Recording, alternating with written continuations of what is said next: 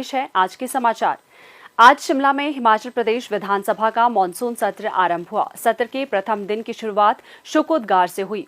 मुख्यमंत्री श्री जयराम ठाकुर ने सदन में पूर्व राष्ट्रपति भारत रत्न श्री प्रणब मुखर्जी के स्वर्गवास पर शोक व्यक्त करते हुए कहा कि श्री प्रणब मुखर्जी ने समाज सेवा के लिए अपना संपूर्ण जीवन समर्पित कर दिया। माननीय अध्यक्ष महोदय, पिछले सत्र और इस सत्र के बीच में हमारे बीच में से बहुत सारी विभूतियां जिन्होंने राष्ट्र के लिए बहुत बड़ा योगदान दिया और इसके साथ साथ में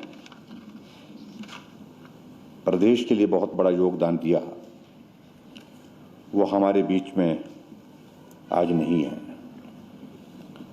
अध्यक्ष महोदय, मुझे इस माननीय सदन को यह सूचित करते हुए अत्यंत दुख हो रहा है कि पूर्व राष्ट्रपति भारत रत्न प्रणब मुखर्जी जी का 31 अगस्त 2020 को 84 वर्ष की आयु में दिल्ली में निधन हो गया। यह माननीय सदन उनके निधन पर गहरा शोक प्रकट करता है।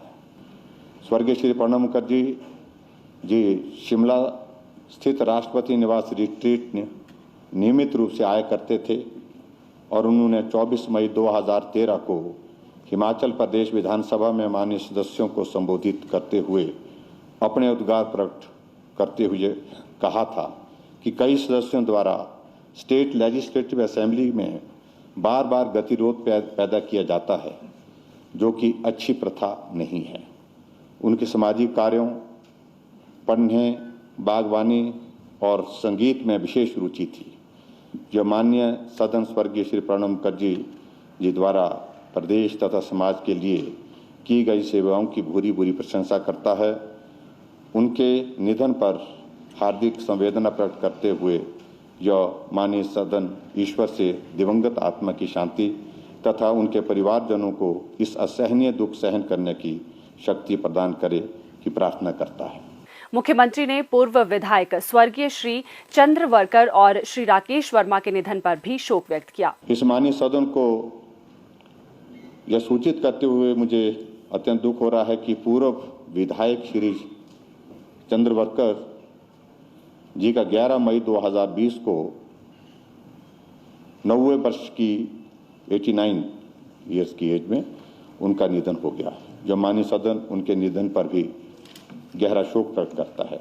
इस माननीय सदन को यह भी सूचित करते हुए मुझे अत्यंत दुख हो रहा है कि पूर्व विधायक श्री राकेश वर्मा जी का 20 मई 2020 को 58 वर्ष की आयु में हृदय गति रुक जाने के कारण शिमला में अपने निवास पर उनका निधन हो गया।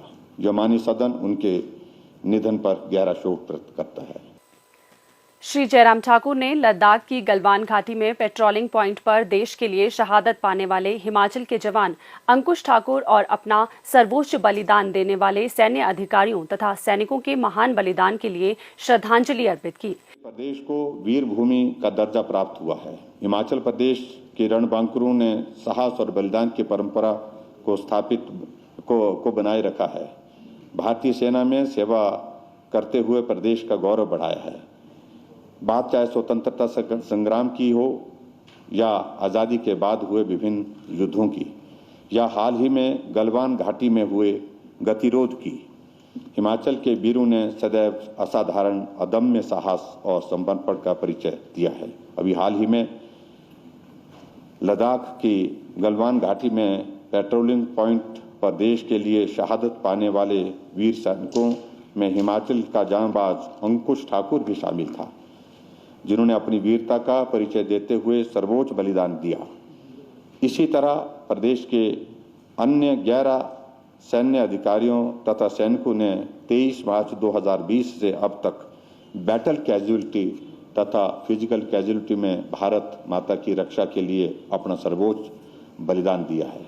हमारे दिवंगत शहीद और वीर जवानों के बारे में हमें इस बात का गर्व होगा कि वे देश की सीमाओं की रक्षा तथा दुश्मनों से लड़ते लड़ते वीर गति को प्राप्त हुए। मैं देश की सेवा में उनके इस महान बलिदान के लिए उन्हें नमन करता हूं। उन्हें कृतज्ञतापूर्वक श्रद्धांजलि अर्पित करता हूं। दुख की इस घड़ी में मैं इन शहीदों के परिजनों के प्रति अपनी और सदन की ओर से संवेदना व्यक्त करता हूं।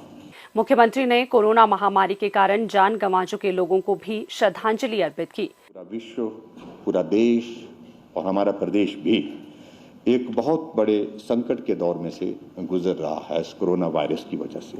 अध्यक्ष महोदय, जो हिमाचल प्रदेश में जो 53 लोगों की जो मृत्यु हुई है, मैं उस पर भी जो है वो शोक व्यक्त करता हूं और इस अपूर्णीय क्षति को हम सब के लिए जो हमारे लिए बहुत दुखद है और मैं सचमुच में पूरा प्रदेश भी आहत है, मैं व्यक्तिगत रूप से भी आहत हूं। मैं परमपिता परमेश्वर से दिवंगत आत्माओं की शांति के लिए प्रार्थना करता हूं तथा अपनी व सदन की ओर से उन्हें श्रद्धांजलि अर्पित करता हूं। तत्पश्चात मुख्यमंत्री ने सप्ताह की शासकीय कार्यसूची के बारे में वक्तव्य दिया। उन्होंने प्रदेश मंत्रिमंडल में शामिल 3 माननीय सदस्यों का स्वागत करते हुए सदन से उनके संक्षिप्त जीवन का परिचय करवाया। मुख्यमंत्री श्री जयराम ठाकुर ने आज शिमला में कहा कि बॉलीवुड अभिनेत्री सुश्री कंगना रनौत को राज्य सरकार ने प्रवास और आवागमन के दौरान पुलिस सुरक्षा प्रदान करने का निर्णय लिया है। मुख्यमंत्री ने सुश्री कंगना रनौत को सीआरपीएफ द्वारा सुरक्षा प्रदान करने के निर्णय के लिए केंद्रीय गृह मंत्रालय का भी आभार व्यक्त किया। मुख्यमंत्री ने कहा, पिछले दिनों बॉलीवुड अभिनेत्री कंगना रनौत की सुरक्षा से संबंधित बहुत तरह की बातें समाचार पत्रों में, इलेक्ट्रॉनिक मीडिया में, सोशल मीडिया में देखने को मिली हैं। कंगना रनौत हिमाचल से संबंधित हैं और बॉलीवुड में उनने हिमाचल का नाम और पूरे देश का नाम रोशन किया है। उनकी सुरक्षा हमारे लिए बहुत महत्वपूर्ण है।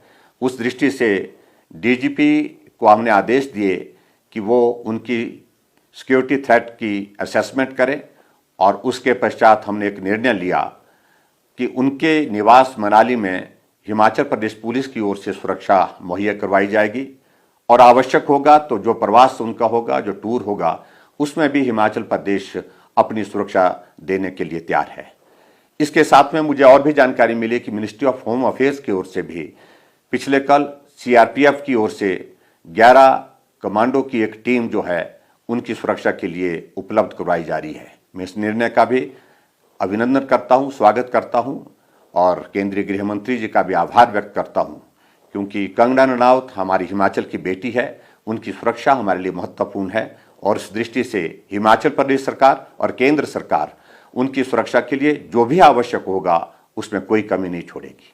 प्रदेश में कोरोना संक्रमण की जांच के लिए आज 799 लोगों के सैंपल लिए गए, जिनमें से 342 लोगों की रिपोर्ट नेगेटिव पाई गई है, जबकि 430 लोगों की रिपोर्ट आना बाकी है।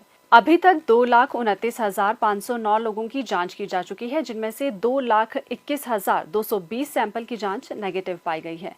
प्रदेश में कुल 7,489 लोगों में कोरोना वायरस के संक्रमण की पुष्टि हुई है, जिनमें से 5,311 लोग इस बीमारी से ठीक हो चुके हैं और 2,111 व्यक्ति उपचाराधीन हैं। अंत में इतना ही, कल फिर होगी मुलाकात। दीजिए इजाजत, नमस्कार।